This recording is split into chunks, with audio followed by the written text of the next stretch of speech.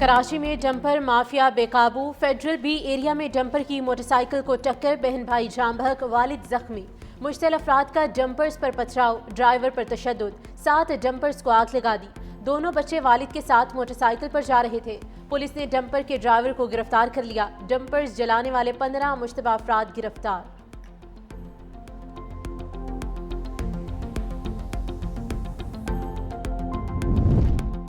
ڈمپرز ایسوسی ایشن کا سپر ہائی وے اور راشد منہاز روڈ پر دھرنا، ڈمپر کھڑے کر کے نیشنل ہائی وے اور سپر ہائی وے کو ٹریفک کے لیے بند کر دیا۔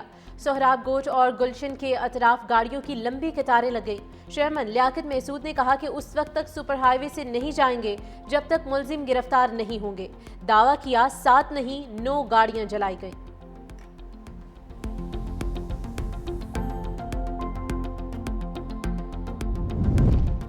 اور خانپور میں سٹی پھاٹک کے قریب پشاور سے کراچی جانے والی عوام ایکسپریس کی 3 بوگیاں پٹری سے اتر گئیں۔ خوش قسمتی سے کوئی جانی نقصان نہیں ہوا۔ ڈاؤن ٹریک پر ٹرینوں کی آمد و رفت معطل۔ ریلوے حکام کا کہنا ہے کہ ٹریک کی بحالی کے لیے امدادی ریلیف ٹرین روانہ کر دی گئی ہے۔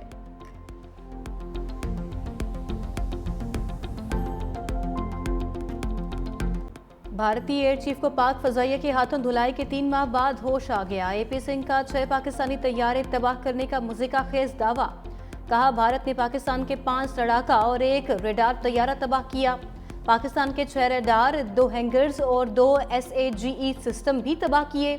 زیادہ تر پاکستانی طیارے بھارت کے روسی ساختہ S-400 زمین سے فضا میں مار کرنے والے میزائل نظام سے مار گرائے گئے۔ ہمارے پاس کم از کم 5 لڑاکا طیارے مار گرائے جانے کی تصدیق ہے اور 1 بڑا طیارہ بھی تباہ کیا جو ممکنہ طور پر ایک نگرانی کا طیارہ ہو سکتا ہے۔ یہ طیارہ 300 کلومیٹر کے فاصلے پر مار گرایا گیا۔ پاکستان سمیت بھارتی لڑاکا طیاروں کو مار گرانے کی تفصیلات سامنے رکھی۔ بھارتی طیاروں کی کمیونیکیشن ہیک کر کے گفتگو تک سنا دی۔ بھارتی ایئر چیف کے بغیر ثبوت دعوے نے بھارتی ایئر فورس کی اہلیت پر مزید سوالات کھڑے کر دیے۔ خواجہ آصف نے بھارتی ایئر چیف کے دعووں کو شوٹ ڈاؤن کر دیا۔ وزیر دفاع کا بھارت کو طیاروں کی انوینٹری سامنے لانے کا چیلنج۔ ایکسپوز پر لکھا آپریشن سندور میں ایک بھی پاکستانی طیارہ تباہ نہیں ہوا۔ بھارتی فضائیہ کی تاخیر سے کیے گئے دعوے مضحکہ خیز اور ناقابل یقین ہیں۔ پاکستان نے 6 بھارتی طیارے، S-400 سسٹم اور متعدد ڈرونز تباہ کیے۔ بھارتی ایئر چیف کا مقصد اپنی فوجی ناکامیوں کو چھپانا ہے۔ جھوٹے بیانیے کی عالمی سطح پر پذیرائی نہیں ملی۔ جنگ میں جھوٹ سے نہیں، جذبے، قربانی اور مہارت سے کامیابی ملتی ہے۔ پاکستانی افواج نے فتح ثابت کی، بھارتی جارحیت کو مؤثر طریقے سے ناکام بنایا۔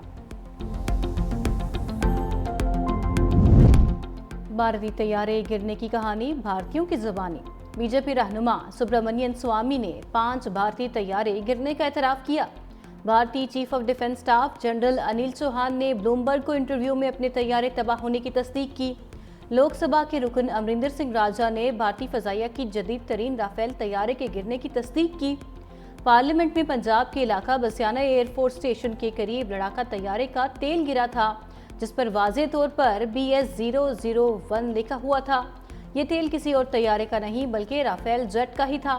انڈونیشیا میں بھارت کے دفاعی اتاشی کیپٹن شیو کمار نے تسلیم کیا ہے پاکستان کے ساتھ جھڑپ میں بھارتی فضائیہ کے طیارے تباہ ہوئے۔ ہماری بہادر افواج نے جس طریقے سے بھارت کو ایک عبرتناک شکست دی ہے جس کے سکتے سے بھارت آج دن تک نہیں نکل پا رہا۔ آج بھی ان کے ایئر فورس کے چیف 4 مہینے کے بعد 3 مہینے کے بعد جاگ کر جو ہے ان کو کوئی خبر پتہ چلی۔ پہلے بھی منفی پروپیگنڈا کرتے رہے، ابھی بھی جھوٹا پروپیگنڈا کرتے رہے۔ اس سے بھارت کی جس اسٹیٹ آف شاک میں بھارت ہے اس کی عکاسی ہوتی ہے۔ 3 مہینے بعد بھارت کو پاکستانی جہاز گرانے کا خیال آ گیا۔ سینئر وزیر سندھ شرجیل میمن کا بھارتی ایئر چیف کے مضحکہ خیز بیان پر طنز۔ کہا بھارت ایئر فورس چیف کے بیان سے ذہنی کیفیت کا اندازہ لگایا جا سکتا ہے۔ اس وقت پورا بھارت اسی ذہنی کیفیت کا شکار ہے۔ مارگہت کی کامیابی پر اپوزیشن اور حکومت ایک پیج پر ہیں۔ پورا پاکستان دشمن کو دی جانے والی شکست پر خوشیاں منا رہا ہے۔ ٹرمپ سے سفارتی محاذ آرائی پر مودی کی شامت۔ امریکی صدر کا دوسرا دور بھارتی وزیر اعظم کے لیے ڈراؤنا خواب۔ امریکی اخبار نیو یارک ٹائمز کی رپورٹ نے مودی کی ناکامیوں کا کچا چٹھا کھول دیا۔ کہا تجارتی تنازع حل ہو گیا تو بھی امریکہ بھارت اعتماد بحال نہیں ہوگا۔ مودی خود تسلیم کر چکے، امریکہ سے تجارتی تنازع کی انہیں بھاری قیمت چکانا ہوگی۔ بھارتی وزیر اعظم دونوں سپر پاورز کے ساتھ بھی وفا نہ کر سکے۔ ٹرمپ شی جن پنگ سے ناکام تعلقات کے بعد سفارتی تنہائی کا شکار ہوئے۔ ٹرمپ نے پاک پر جنگ بندی کا اعلان کیا تو پاکستان نے خیر مقدم کیا۔ بھارت ٹرمپ کے جنگ بندی کرانے کے دعوے کی تردید کرتا رہا۔ ٹرمپ نے پہلے بھارت پر 50% ٹیرف لگایا، پھر بھارتی معیشت کو مردہ قرار دیا۔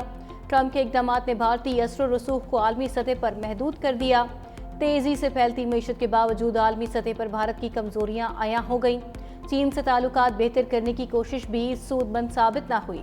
بیجنگ نے حالیہ پاک بھارت جنگ میں کھل کر پاکستان کا ساتھ دیا۔ ٹرمپ نے ایک بار پھر مودی کی دکھتی رگ پر ہاتھ رکھ دیا۔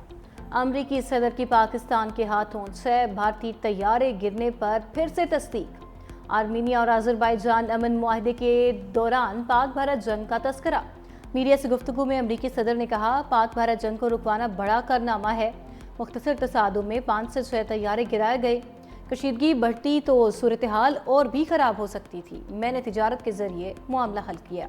دونوں ممالک نے دانشمندی کا ثبوت دیا۔ بھارتی سپانسرڈ دہشت گردوں کے خلاف operation clean up. Pak Afghan سرحد کے قریب یوب میں کلیئرنس آپریشن، مزید 14 دہشت گرد ہلاک۔ ISPR کے مطابق ہلاک دہشت گردوں کی تعداد 47 ہو گئی۔ دراندازی کی کوشش پر 33 دہشت گردوں کو گزشتہ روز انجام تک پہنچایا گیا۔ سیکیورٹی فورسز ملکی سرحدوں کے تحفظ اور پاکستان میں امن و استحکام کے لیے پرعزم۔ صدر آصف علی زرداری اور وزیر اعظم شہباز شریف کا سیکیورٹی فورسز کو خراج تحسین۔ صدر زرداری نے کہا، دہشت گردی کے خلاف جنگ میں پوری قوم سیکیورٹی فورسز کے ساتھ کھڑی ہے۔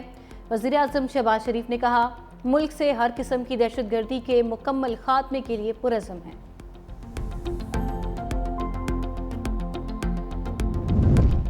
بھارت کو سفارتی محاذ پر بڑا دھچکا۔ کینیڈا میں ریپبلک آف خالصتان کا پہلا سفارت خانہ کھل گیا۔ سفارت خانہ گرو نانک گردوارہ میں قائم کیا گیا۔ گردوارے کی قیادت ہردیپ سنگھ نجر کے پاس تھی۔ بھارتی خفیہ ایجنسیوں نے ہردیپ سنگھ نجر کو کینیڈا میں قتل کروا دیا تھا۔ بھارتی ہائی کمیشن کا خالصتان سفارت خانے پر واویلا بھارت کی خود مختاری پر براہ راست حملہ قرار دے دیا۔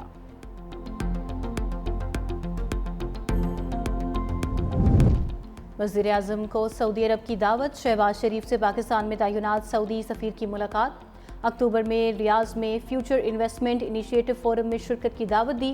ملاقات میں خطے کی حالیہ پیش رفت پر بھی تبادلہ خیال۔ نائب وزیر اعظم اسحاق ڈار، مشیر طارق فاطمی اور ڈاکٹر توقیر شاہ بھی موجود تھے۔